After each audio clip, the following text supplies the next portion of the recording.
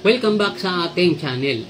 Guys, for today's video ay isishare ko sa inyo ang isang napaka-importanting bagay na mga pangyayaring hindi natin inaasahan.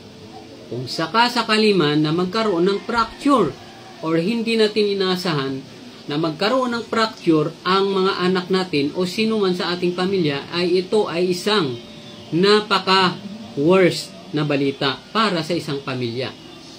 Bukod sa napaka-hassle na at napakalaki pang pera ang gagastusin mo kung dadalhin mo ito sa ospital. Pero kung ikaw ay walang pambayad, ay ito ang isisir ko sa inyo. 99.9% ay effective at nasubukan ko na. Yung anak ko kasi ay nagkaroon ng fracture ang kanyang kamay dahil naglalaro sila ng bike, saka yung kanyang kaibigan nahulog siya at napilayan siya. Kung ikaw ay walang pambayad sa ospital, ay pwede mo itong subukan dahil ito ay sinubukan ko na at ginawa ko na sa aking anak. So, ito ang kanyang x-ray, guys. 7 years old si Yasin. Yan. So, guys, ito ang kanyang fracture. Yan.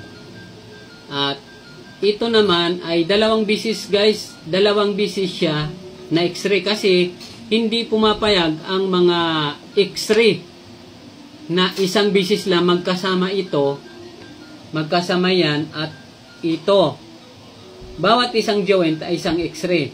So, ang bayad dito ay 450 dito ulit sa kabila. So, dito, isang kamay lang, dalawang bisis in x-ray. Kung tutuusin, ay pwede naman yan x-ray ng isang bisis lang at makikita kung saan ang may problema. Pero hindi sila pumapayag. Kailangan, bawat joint ay isang x-ray. So, bibili lang kayo sa pharmacy ng pangtali. At wala na po kayong gagastusin. Yung pangtali lang. At dahon ng tuba-tuba at kahoy. At kung anong pwedeng pang-brace sa bahay ninyo. Ito yung patunay na si Yasin ay nagkaroon ng fracture sa kanyang kamay sa bandang kanan. Ito guys, oh, ito. Tingnan nyo, may fracture. Ayan. So, ito yan guys dito. Dati, nung pagdating niya sa bahay, ito ay nagkaroon dito, nakausli dyan. May dugo na ano po. Namaga siya. Pero, tinatanong ko siya, hindi raw masakit. So, naghinala ako na talagang pilay na siya. Hindi namin pinapansin dahil hindi siya nasasaktan. Nung lumipas yung ilang araw, namaga na, hindi na siya gumagaling. Kaya tinatalian ko lang ng ano, hindi ito yung tinatali ko, bago kong binili ito. Tinatalian ko lang, tapos, yun. Pero, paglipas ng 7 araw ay hindi na talaga gumagaling guys. Kaya ang ginawa ko ay dinala ko siya sa doktor. Ang problema guys ay malaki ang babayaran. Malaki nga. Dahil pag magpa-x-ray ka, iba ang babayaran mo dito at iba dito. Hindi sila pumapayag ng isang x-ray lang yan. Kung tutuusin, pwede naman yan isa lang at makikita yung joint kung talagang saan ang may fracture. Pero ganun talaga guys, iba ang bayad dito, iba ang bayad dito, bawat joint. So, ang nangyari, noong malaman namin na talagang mayroon siyang pilay, ay nagrekomenda sila na dalhin sa doon sa pinag-ospitalan ng ano, ng para sa mga buto. At yung kapitbahay namin na nagkaroon ng ganito, ay gumastos siya ng 100,000 plus doon pa sa government.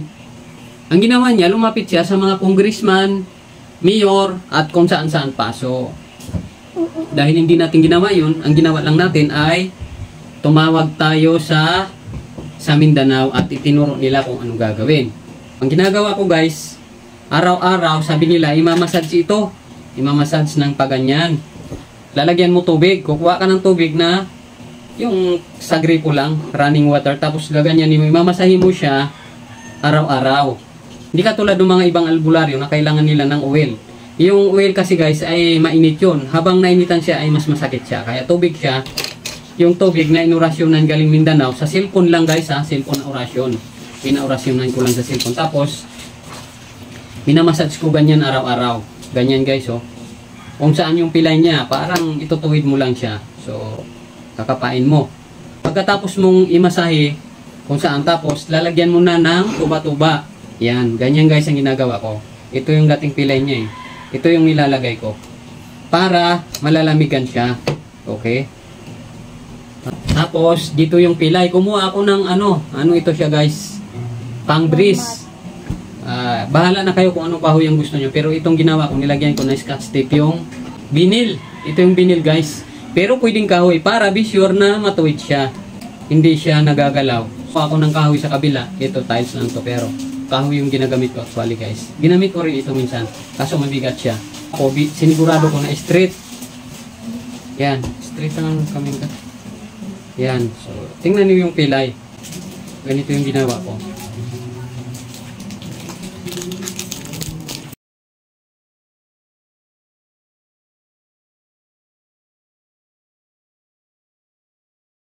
Kahit na pumapasok siya sa school noon, ay nakalagay siya.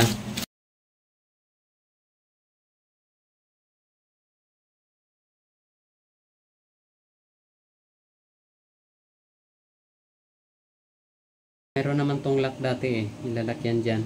Pag bumili kayo sa pharmacy. Kaso wala na. So, yan. So, ganito lang guys. Araw-araw mo, oras-oras, 3 bisis isang araw mo imamasahe at papalitan mo yung tuba-tuba kasi umiinit yan. Huwag nang painitan guys, ito na mismo direkta, hindi na kailangan painitan pa. Hanggang sa bumaling, mga 1 buwan, araw-araw mo, 3 bisis o kahit anong oras mong gusto. Huwag lang sobra, yung tama-tama lang guys. Sana po ay mayroon kayong natutunan sa video na ito. Okay guys, para hindi kayo gumastos ng mahigit 100,000. Yung iba pa ay 300,000 daw ang ginastos nila. Pero sa bahay lang, sa loob ng mahigit 1 buwan, araw-arawin mo ay I'm sure na gagaling ang fracture. Kasi sa mga bata naman, madali lang gamutin yan kasi bata pa yan . Sa mga matatanda rin, pwede rin ito. Ito rin ang panggamot. Huwag lang painitan at huwag lagyan ng oil. Kasi ang oil ay mainit yun. Habang mainit, yung pilay ay sumasakit. Kapag sumasakit na yung pilay ng anak ninyo, ay palitan nyo ito at imamasahin nyo ng tubig para malamigan siya. Okay guys? So, nakita nyo naman, 99% ay gumaling siya. Yan guys. Nakinis ang kamay mo. Yan. Ito guys, yung isa sa mga aktual na video noong ginagamot ko yung pilay ng anak ko. Papakita ko sa inyo yung ginagawa ko sa pilay ng anak ko para magkaroon kayo ng idea kung sakasakali man na mayroong mangyari sa mga anak nyo na talagang wala kayong pambayad sa doktor. Ayan po ang ginagawa ko, binabalot ko siya ng tuba-tuba. Ayan.